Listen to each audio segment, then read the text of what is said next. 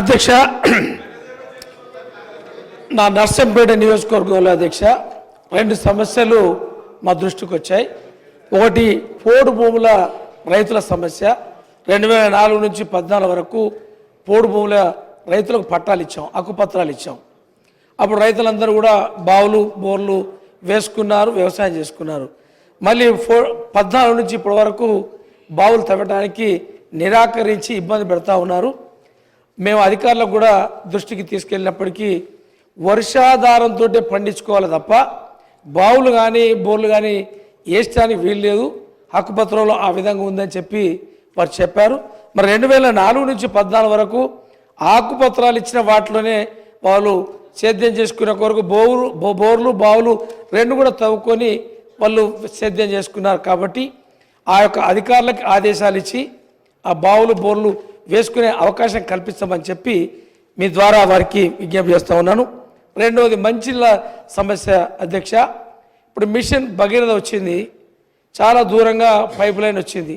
ఇంతకుముందు మా రామచంద్ర నాయక్ గారు చెప్పినట్టుగా ఏదైతే మెయిన్ పైప్ లైన్ ఏదైతే డోర్నకల్ మహబూబాద్ నుంచి మా ప్రాంతానికి వచ్చే పైప్ లైన్ మా యొక్క నియోజకవర్గంలో ఖానాపూర్ హెడ్ క్వార్టర్లో ఆ యొక్క పైప్ లీకేజ్ అయింది.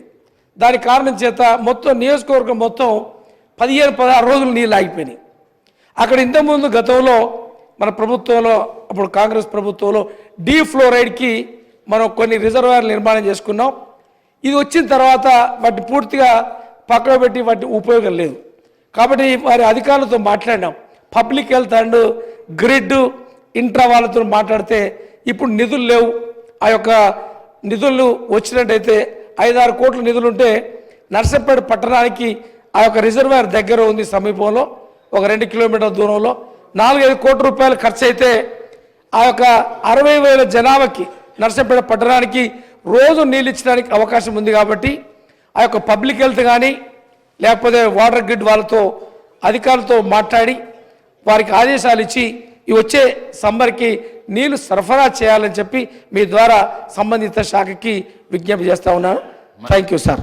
నమస్కారం సార్. పోడు నిర్ణయం తీసుకున్నారు, దాన్ని అందరికీ కూడా వర్తించే విధంగా 2004 నుంచి 2014 వరకు ఇబ్బంది లేకుండా వాళ్ళు సాగు చేసుకున్నారు.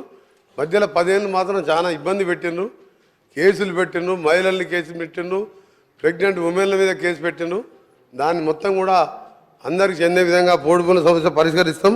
ఇంకొకటి గౌరవ సభ్యులు చెప్పినట్టు, మాధవరెడ్డి గారు చెప్పినట్టు 6 కోట్లైనా 10 కోట్లైనా నర్సంపేటకు మంచినీళ్ళు ఇచ్చే విధంగా రేపు అధికారులను పిలిచి మాట్లాడి దాన్ని కూడా పరిష్కరిస్తామని మంత్రి గారికి మీ ద్వారా హామీ ఇస్తున్నాం.